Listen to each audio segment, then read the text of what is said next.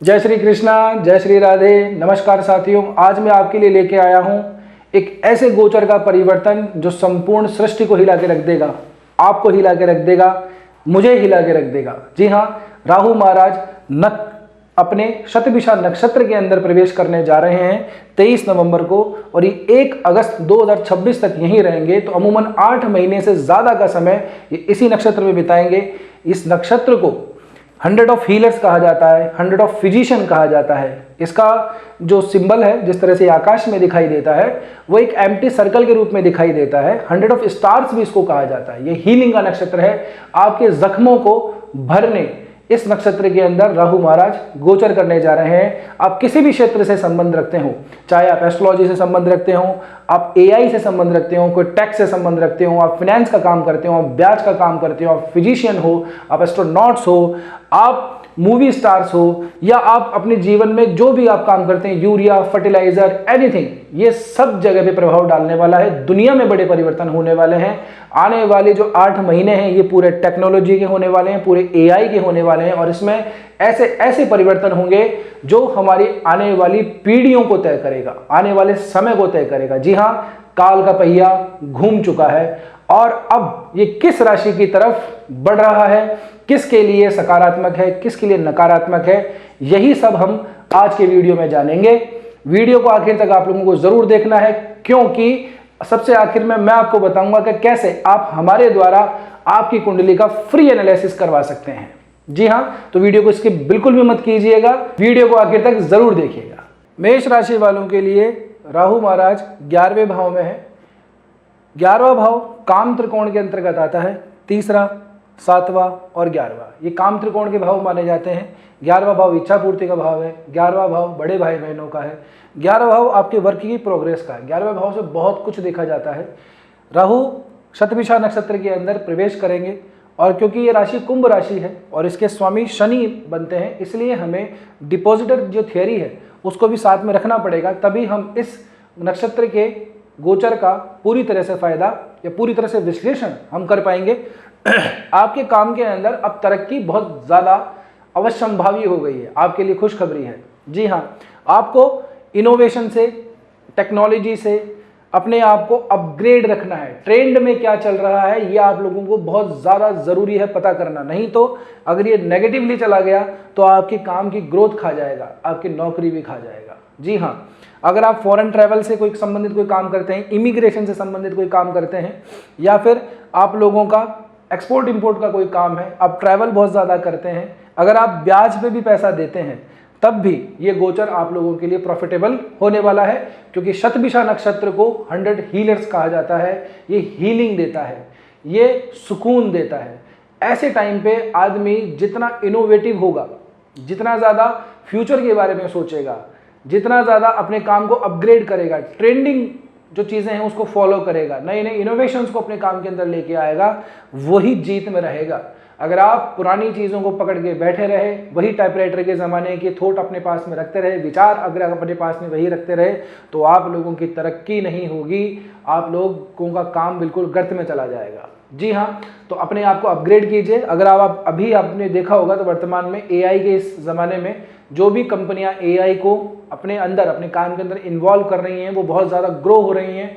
इसका एक negative impact ये भी आ रहा है, जो लोग एआई से अपग्रेडेड नहीं हैं, जो एम्प्लॉयज़ कंपनी से अपग्रेडेड नहीं है, उनकी छटनी भी हो रही है, नौकरियां भी जाए जा रही हैं। जी हाँ, आप अपने काम को जितना ज़्यादा सोशली बढ़ाएंगे, जितना ज़्यादा अपने काम को लोगों से कनेक्ट करेंगे, उतना ही आपके काम में वृद्धि होगी, उतना ही ज़्यादा आपको लाभ मिलेगा। आप एक्सपोर्ट इंपोर्ट का काम करते हैं, उसमें भी कुछ इनोवेशन लेके आइए, कुछ चेंजेस जैसे लेके आइए, अपनी सर्विसेज के अंदर कुछ ऐसे चेंज लेके आइए जिससे कि आपका काम दीर्घकाल तक बना रहे, क्योंकि ये छोटा मोटा नक्षत्र परिवर्तन नहीं है, ये 8 महीने से ज़्यादा तक रहेगा। और ये नक्षत्र राहु का खुद का नक्षत्र है। राहु के पास 3 नक्षत्र हैं, आद्रा है, स्वाति है और शतभिषा है। शतभिषा नक्षत्र बहुत ज़्यादा शुभ नक्षत्र माना जाता है, चेंजेस का नक्षत्र माना जाता है। और सिर्फ आपकी राशि की ही नहीं, अगर दुनिया जान की भी बात करें तो इस समय पूरे ब्रह्मांड के अंदर खगोलीय पिंडों में नई नई जानकारी हमें प्राप्त होगी। अब देख लीजिएगा, नए नए ग्रह खोजे जाएंगे, नए नए उपग्रह खोजे जाएंगे। हो सकता है कि हमारे पृथ्वी के आसपास से कोई चीज़ आकर के ऐसा हमें लगे, कोई धूमकेतु या कोई एस्ट्रॉइड्स टाइप की चीज़ हमारे पृथ्वी से, अर्थ से आकर के पास में से निकल जाए। ऐसी घटनाएं भी इस समय पे बनती हैं। अगर आप फॉरेन डिप्लोमेट्स हैं, पॉलिटिक्स में इंटरेस्ट रखते हैं, पॉलिटिक्स में जाना चाहते हैं या ऑलरेडी पॉलिटिक्स में हैं, अभी बिहार के चुनाव भी आ रहे हैं, तो जिन जिन लोगों का राहु पत्रिका के अंदर बैठा होगा, ये नोटेड बात है, उन कैंडिडेट्स का इस इलेक्शन के अंदर विजयी होना बहुत ज़्यादा प्रोबेबल है। जी हाँ, अभी उनकी अगर राहु की महादशा चल रही होगी, जिन जिन कैंडिडेट्स की, जो पॉलिटिशियंस हैं बिहार चुनाव में स्पेशली, उन लोगों के लिए भी ये जो गोचर है बहुत ज़्यादा महत्वपूर्ण होने वाला है। इसके अलावा कोई मूवी स्टार्स हैं, अगर आप है ना कोई टेक्नोलॉजी से काम करते हैं, एआई से रिलेटेड कोई काम करते हैं, वीडियो एडिटिंग का काम करते हैं, फर्टिलाइजिंग का कोई काम करते हैं, हेवी मशीनरी का आप लोग कोई काम करते हैं, तो ये गोचर आपके लिए है। जी हाँ, तो अपने काम को इनोवेटिव करिए, पुरानी चीज़ों को छोड़िए, नई चीज़ें उसके अंदर इन्वॉल्व कीजिए, नहीं तो आप इस समय के चक्र के अंदर बहुत पीछे रह जाएंगे। ये काल आपको निगल जाएगा। जो शुभ समय है उस शुभता का प्रयोग कीजिए और अपने काम को बढ़ाइए।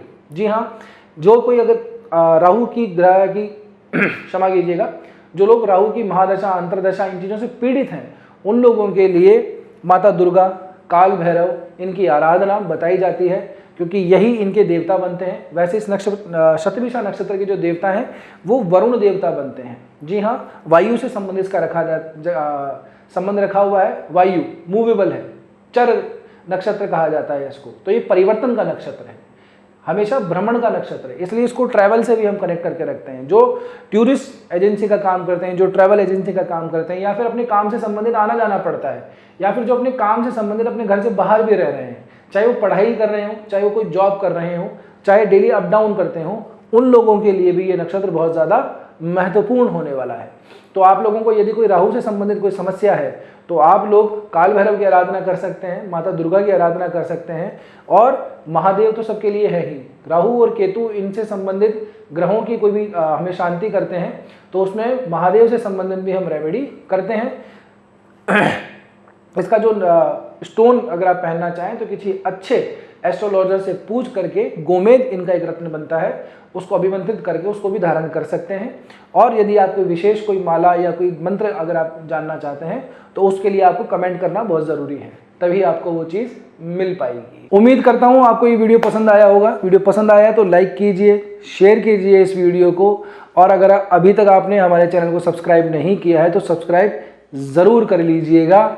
इस नक्षत्र के गोचर के बारे में मैंने जो आपको राशि का फल बताया है, जो लग्न का फल बताया है, इसको और अच्छे से समझ सकते हैं आपकी मेन पत्रिका देख करके। कौन सा ग्रह कहाँ बैठा है, किस ग्रह की दशा चल रही है, किसकी महादशा चल रही है, इवन राहु कहाँ पे पोजीशन है, शनि का कहाँ पे पोजीशन है, केतु कहाँ पे पोजीशन है, कहाँ प्रत्यंतर है, कौन सा मारक है, कौन सा कारक है, इन सभी चीज़ों को जांच करने के बाद ही हम किसी पत्रिका के सटीक विश्लेषण कर सकते हैं। तो यदि आप विश्लेषण करवाना चाहते हैं अपनी पत्रिका का तो नीचे दिए गए नंबर पे आप व्हाट्सएप कर सकते हैं। हमारी वेबसाइट के ऊपर भी आप जा सकते हैं, वहाँ से भी आप अपॉइंटमेंट ले सकते हैं। अब मैं बात करता हूं आप लोगों के लिए कि जो मैंने आपको प्रॉमिस किया था कि कैसे आप आपकी कुंडली का फ्री एनालिसिस करवा सकते हैं हमारे द्वारा।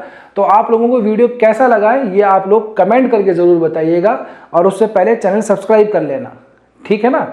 कमेंट करके ज़रूर बताइएगा, एक अच्छे कमेंट को सेलेक्ट किया जाएगा हमारी टीम के द्वारा और फिर उनसे बात की जाएगी, फिर आपकी कुंडली का फ्री एनालिसिस किया जाएगा। उम्मीद करता हूँ आप लोग स्वस्थ होंगे, मस्त होंगे, अपना और अपने का ध्यान रखेंगे। मिलते हैं अगले वीडियो में। जय श्री कृष्णा, जय श्री राम।